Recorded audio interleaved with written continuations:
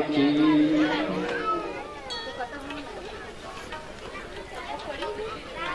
प्रत्येक के लिए भोले बाबा के पावन चरणों में आत्मा की मुक्ति के लिए जो श्रीमद् शिव महापुराण का तुमरू गंधर्व द्वारा जो वाचन हुआ, 7 दिवस में देवातिदेव महादेव स्वयं प्रकट हुए और उस बिंदु को सदा के लिए अपना गण बना लिया। बोलिए काशी विश्वनाथ भगवान की।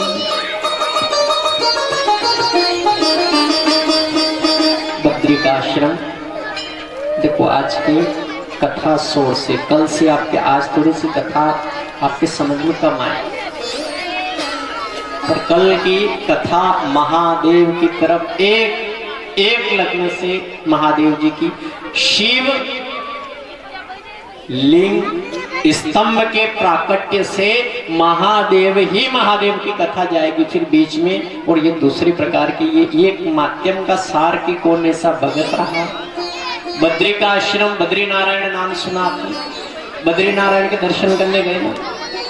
बद्री नारायण कहते हैं जो गया बद्री उसकी काया सुधर गई। पर बद्री आश्रम किसका था? तो शिव महापुराण कहती है, सुनना, बद्री आश्रम में शिव पार्वती रहते थे। कौन? शिवजी और पार्वती, इनका घर है। शिव और पार्वती का घर बद्री आश्रम। बद्री आश्रम इतना सुंदर आश्रम था जिसको देखकर एक बार लक्ष्मी ने नारायण से कहा, हे नारायण, ये बद्री आश्रम कितना अच्छा है, ये मेरा हो जाए तो अच्छा। देखो बात वही आ गई कि अब दूसरे की तरफ नजर हो। इतनी बड़ी वैकुंठपुरी है, इतना आनंद है, इतना सुंदर है, पर अपना सुंदर नहीं लग रहा है। किसका सुंदर लग रहा है? भोले बाबा का मकान सुंदर लग रहा है, उसका स्थान सुंदर लग रहा है। भोले बाबा जो बद्रिका आश्रम में रहते थे, आनंद से रहते थे। भोले बाबा जैसे ही समय आता उसमें इतने प्रकार के फूल, सुगंध, मन भावक पक्षी चहकने वाले सुंदर वन है। और ऐसे सुंदर वन को देखकर लक्ष्मी के मन में ऐसी भावना आई कि ये मेरा हो जाए। तो भगवान नारायण ने बालक का रूप धारण किया। बहुत ध्यान से सुनना है बद्री नारायण की कथा। एक छोटे से बालक का रूप धारण किया और बद्रिका आश्रम के बाहर वो छोटा सा बालक जोर जोर से रोने लगा। पार्वती के कान तक आवाज गई। पार्वती ने कहा, देखो प्राणनाथ, हे स्वामी, देखो तो कोई छोटे बच्चे की आवाज, छोटा बालक कोई रो रहा है, रुदन कर रहा है। तो शिवजी ने उससे कहा कि कोई रोए, कुछ भी करे, अपने किसी से कोई काम नहीं। पार्वती ने कहा कि आपके मन के अंदर थोड़ी दया है कि नहीं? छोटा सा बच्चा है, रो रहा है, मर जाएगा। भोले बाबा ने की देख, मेरी बात मानने, कोई के चक्कर में नहीं पड़ना। नहीं, मैं तो जाऊंगी। पार्वती गई और जाके उस नन्हे से नारायण स्वरूप बालक को उठा लिया, उठा के महादेव के पास लाई। महादेव जी सब जानते थे। महादेव जी ने कहा, चलो ठीक है, इसको ले आई, बचा लिया, जाओ इसको छोड़ दो, जहां से लाई वहां छोड़ दो। पार्वती ने कि देखो छोटे छोटे कई प्रकार के जानवर है, जंगल है, मार डालेगा, और ऐसी कड़ाके की ठंड है, यहाँ मर जाएगा बच्चा, पाप लगेगा।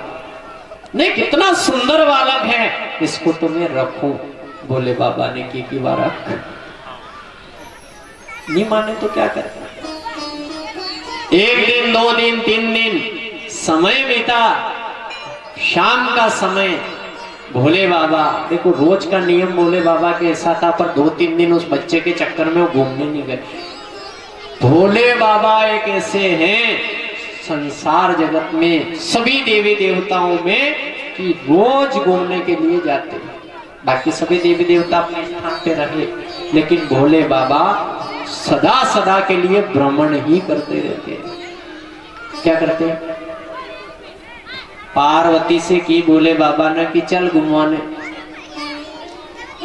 लक्ष्मी जी ऊपर थी, नारायण से की देखा देखा ना ने रोज हाथ पड़े ने घुमा बले थी लिया कदी शाम पड़े बैठे नंदी पे ने वो गई गाड़ी थाने कमाओती पुरुषोती को नहीं घुमाओ कह दीजिए। नारायण से लक्ष्मी ने कहा तुम कभी घुमाने के लिए गए? नारायण ने की वाह चलो चल ले, नहीं माने पांच अपन में चले घूमने। अब देखो जहां नारायण ने कहा लक्ष्मी गई, वैकुंठ के 8 ताले 24 खिड़कियां बंद करी, इतने में तो रात हो गई। भगवान नारायण ने की कि आज नहीं जवाएगा, क्यों? इतना समय हो गया। तो अपन इतने लेट हो गए, वो कैसे जल्दी चले गए? उन्होंने की उनके है क्या? उनके कोई दरवाजा, कोई घर का सामान कुछ तो होगा, वो भी तो कहीं ताला लगता होगा। अच्छा भोले बाबा के यहाँ क्या क्या है सामान जो क्या ताला लगे वहां? दिगंबर वेश में है बाबा का क्या? कुछ भी नहीं है, थोड़ा बहुत तो होगा। उन्होंने कहा थोड़ा बहुत है, तो थोड़ा बहुत है, वो एक छोटी सी टापरी है उनके, तो उसमें रख देते हैं, तो उसका भी तो दरवाजा लगता होगा। उन्होंने की दरवाजा कहीं लगाए, गला में कहीं छोड़ी जाओ दरवाजा कौन ये कोई आवे है? वो ताला ही है, कौन है बैठा है, कोई आए अंदर? तो महादेव जी के यात्रा भ्रमण के लिए लक्ष्मी ने की नहीं ये अच्छी बात नहीं है, ये देखो जितना बड़ा पसारा होगा उतनी ज्यादा समस्या खड़ी होगी, देख रेख उतनी बढ़ेगी। सोना चांदी जितने घर पे होगा तो दो को देख रेख ज्यादा घर पे करनी पड़ेगी। नहीं जिसके कुछ ही नहीं हो, ताला भी नहीं संभाले हो, तो उनके तो है ही नहीं, तो क्या ताला देखिए क्या करना है। तुलसी महापुराण कहती है जहां महादेव और पार्वती दोनों चले, नारायण जो छोटा सा स्वरूप था। पार्वती कह रही है घूमने चल रहे हैं, इनका क्या करें? तो महादेव जी ने क्योंकि इनको ये अपने छोटी टापरी ये रख दे, नहीं तो महादेव ने की कि पागल है, अभी तो गए ना आए, अपने घूमने में कितनी देर जा रहे अभी आ रहे, इतनी देर में कुछ नहीं होगा। तो पार्वती ने बात मान ली, छोटे से बालक को अंदर सुला दिया और बाहर से छोटा सा ही फाटक छोटी सी लगा दी।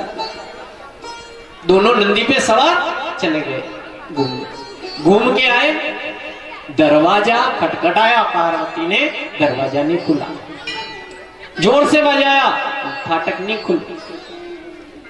पार्वती ने कहा कौन है अंदर? शिवजी तो समझ गए कि जिससे कहा था कि हाथ मत लगा, नीमानी ने गोद में उठा के लिए। शिवजी ने कहा पार्वती अरे दरवाजा क्यों नहीं खुले? उन्होंने की कौन है? स्वामी ये कोई तो अंदर है, जो कोई भी अंदर है दरवाजा खोल, अभी श्राप दे दूं। अंदर कौन था? लक्ष्मी ने और नारायण। कौन थे अंदर? लक्ष्मी और नारायण दोनों अंदर थे। दरवाजा श्राप का नाम लिया, दरवाजा खुला, नारायण खड़े, लक्ष्मी खड़ी। लक्ष्मी ने हाथ जोड़ के महादेव और पार्वती से कहा, हे महादेव, हे जगत माता, आप एक काम करिए, आपका ये आश्रम हमें दे दो। क्या दे दो? बोले बाबा ने क्योंकि चलो निकलो। क्यों? नट्टियों तो नहीं, छोरा के हाथ लगाओ, छोरा गोद में लो तो धन देना पड़े। समझ रहे हो क्या देना पड़े? अच्छा कोई को गोद में लोगे, देना पड़ेगा कि नहीं? कुछ न कुछ। आप कहीं बुआ जी के वहां जाओ, छोरे को हाथ में लोगे, लोने के बुआ जी आई खिलाओ के लिए, ये छोरा ने गोद में दो, आपको कुछ देना पड़ेगा कि नहीं? जिसने बच्चे को रखा, गोद रखा, जिसने गोद रखा, तो उन्होंने कहा बद्री का आश्रम अपना रहा ही नहीं, जिसने जो गोद में आया था, अब ये तो उसका हो गया। किसका हो गया? बद्री धाम किसका हो गया? भगवान नारायण का। पार्वती की आंखों में आंसू आए और पार्वती ने श्राप दिया उस समय कि हे नारायण, आपने मेरा इतना बढ़िया जो बद्री नारायण ये विशाल मेरा भवन था, आपने इसे हमें छीना है। एक दिन तुम्हारा वैकुंठ भी तुमसे छीन जाएगा। क्या चला जाएगा? अच्छा, आपने भागवत जी सुनिए ना, भगवान नारायण का वैकुंठ भी ले लिया किसी ने। भोलेनाथ के यहाँ नारायण गोद आए, भगवान नारायण के यहाँ गोद कौन गया बताओ? भागवत बहुत सुनिए।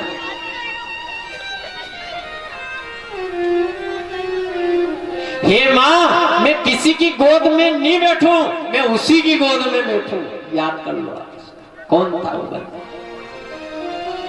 5 साल का छोटा सा बालक ध्रुव था ना? बोलो, था कि नहीं? उसने कहा था माँ मुझे पिता की गोद चाहिए, तो माँ ने कहा था बेटा तुझे पिता की गोद नहीं, तुझे परम पिता की गोदी में बैठाओ, जो वैकुंठ में रहना आराम से। भगवान को भागना पड़ा वैकुंठ से। ध्रुव का निवास हो गया है वैकुंठ, उसका स्थान सप्त ऋषियों से ऊंचा बना दिया और उस वैकुंठ का अधिकारी ध्रुव को बना दिया। तो गोद में जिसको लो तो देना पड़ेगा। क्या करना पड़ेगा?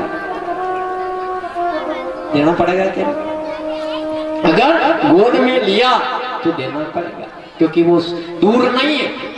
भोला दूर नहीं है, शंभू दूर नहीं है, वो महादेव दूर नहीं है। अगर बद्री नारायण का जो ये धाम था, आज उस समय भोलेनाथ भी जाते जाते उस समय नारायण भगवान देख रहे हैं, भोले बाबा निकले, भोले बाबा की आंखों से एक आंसू की बूंद गिरी। उसी समय नारायण की आंखों में आंसू आ गए। उसने कहा हे लक्ष्मी, तूने मेरे इष्ट को दिल दिखाया है, मन दुखा दिया। मेरे भोले बाबा का ये सुंदर स्थान था, इससे इनको आज बेघर कर दिया। अच्छा देखो, किसी को घर से बेघर करोगे तो पाप लगेगा क्या? भगवान नारायण ने लक्ष्मी से कहा था हे लक्ष्मी, ये तेरे दुराचारी वचन के कारण हुआ है, आज से मैं तुम्हें ये बद्री का आश्रम रहे। तो कहा हे लक्ष्मी, आज से तू इस स्थान पे कभी मेरे साथ नहीं रहेगी। आप बद्री नारायण के दर्शन करने जाओ, भगवान बद्री नारायण अंदर है और लक्ष्मी बाहर है। कहाँ है? बद्री नारायण गए हो ना? बद्री विशाल, लक्ष्मी का स्थान कहाँ है? नारायण के पास नहीं। कहां पे है? नारायण अंदर है, लक्ष्मी बाहर है। लक्ष्मी से कहा था लक्ष्मी अगर तू अंदर रहेगी तो मैं बाहर रहूंगा, मैं अंदर रहूंगा तो तुझे बाहर रहना पड़ेगा, अपन दोनों एक साथ नहीं रहेंगे। तो आज बद्री विशाल में बद्री आश्रम है था, वो वही कारण था। भगवान नारायण अंदर है, लक्ष्मी जी की छवि बाहर लगी है। सब लक्ष्मी के श्री चरणों में प्रणाम करते हैं, भगवान नारायण के दर्शन करते हैं। अच्छा, राम जी के साथ में सीता बैठी है। अब सब जितने भी बैठे हो सुन रहे हो, राम जी के साथ कौन बैठा? हुक्म कौन बैठी? सीता मैया बैठी ना, राम के साथ में सीता मंदिर में। कृष्ण के साथ में कौन बैठे? बोलो, कृष्ण के साथ में राधा। कौन है? राधा बैठी। सभी देवी देवता अपने अर्धांगिनी के साथ बैठे हैं। मंदिर में देखना क्यों खड़े, राम सीता अपने यहाँ पे 1 2 3 वहां जाएंगे, 1 2 3 कहीं जाएंगे 2 कहीं जाएंगे, पर 2 2 मतलब जोड़ा जोड़ा ही दिखेगा, दिखे ना जोड़ा।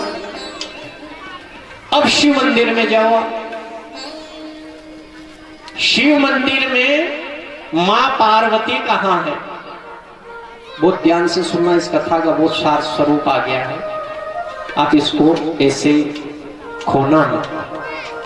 अभी कथा में आया है, एक बाहर एक अंदर है। बद्रिका आश्रम में सभी देवी देवता अपने पत्नी के संग में बैठते हैं। तो महादेव जी के संसार में जितने भी मंदिर बने हैं, शिव के साथ में मां सती पार्वती बैठती है। बहुत ध्यान देना, बैठती है। तो फिर मंदिर में आपने शिवलिंग की स्थापना करी, उसके पास में ही माता जी की स्थापना करी, उसके पास में ही गणपति गणेश जी की स्थापना कर दी, पास में कार्तिकेय की स्थापना कर दी, पास में नंदेश्वर की स्थापना कर दी। अब सबकी आपने पास में स्थापना कर दी है, तो ये उचित है कि अनुचित? शास्त्र प्रमाण की बात कर रहे हैं। ये शिव जी या माता जी या गणपति जी या वो कार्तिकेय जी या नंदी जी या जलाधारी, जल बह रहा है और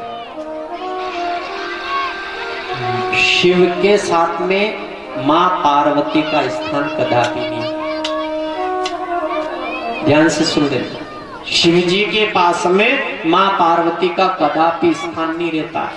शिव जी ने स्वयं वायतीत संहिता में और अग्नि पुराण में स्पष्ट कहा है, मैं देवातिदेव महादेव, जहां महादेव की कल बहुत बड़ी कथा है इसकी, कल कर्मनाशा नदी जिसका पानी कौवा तक नहीं पीता, जहां लिंग की प्रकट भाव से इस पूरे चराचर जगत का निर्माण की कथा है, और आगे संपूर्ण देवातिदेव महादेव की ख्यातियों की ही कथा है, वो कथा कल श्रवण कराई जाए। पर महादेव के पास में पार्वती मैया नींव बैठी मंदिर के अंदर, महादेव की मूर्ति है, शिवलिंग है। शिवलिंग के पास में कुछ मंदिरों को देखना, कुछ मंदिरों के शिवलिंग के पास में ही माता जी भी बिठा रखी, एक तरफ वो बिठा दिए हैं, एक तरफ कार्तिकेय बिठा दिए, गणेश नंदी भी, पूरा परिवार एक अंदर की एक चौखट बना रखी है, उसके अंदर विराजमान कर दिए। तो ये उचित नहीं है, ये अनुचित है। केवल और केवल शिवलिंग रहती है। क्या रहता है? महादेव ने अग्नि पुराण भाग शिमा पुराण में स्पष्ट किया है, हे नारायण ब्रह्मा जी, मैं आप सब अपनी अपनी पत्नियों के साथ में साथ रहोगे, लेकिन मैं अपनी पत्नी नहीं है, वो धर्म पत्नी है, उस धर्म पत्नी का स्थान मैं जहां बैठा हूं मुझसे ऊंचा स्थान दूंगा। कहां पे? कौन सा स्थान दे? शिव जी ने अपनी पत्नी का कौन सा स्थान दिया? ऊंचा सिंहासन दिया। जहां शिवजी बैठते हैं उससे ऊपर माता जी की स्थापना होनी चाहिए, कार्तिकेय की स्थापना होनी चाहिए, गणेश की स्थापना होनी चाहिए। दो रहते हैं साथ साथ, कौन? आमने सामने नंदी और शिवलिंग, और बाकी जो है ये पूरा इसका परिवार है, ये पूरा परिवार सम्मुख दिशा में रहता है। महादेव के सम्मुख दिशा में माँ रहती है और उनके पुत्र रहते हैं। अच्छा, आप देखो महादेव जी को जल चढ़ाने कौन कौन जा रहे हैं? हाथ खड़ा करो। ईमानदारी नहीं रख रहे हो, जल सब चढ़ाने जाते हो। अच्छा, सोमवार को भी तो जा रहे हो। कितने हैं हाथ बिल्कुल ऐसे खड़े कर? अच्छा, ये लाइन का कोई नहीं जा रहा, देखिए भाई बहन कोई नहीं जा रहे। जी महादेव जी को लड़ाई है महादेव जी से, ठीक है, कोई बात नहीं, नीचे करेंगे। अब ईमानदारी से आप कहना कि आप महादेव जी को जल चढ़ाने जा रहे हो, पूजा करने जा रहे हो, तो आप शिव जी को जल चढ़ाते हो कि सबको चढ़ाते हो?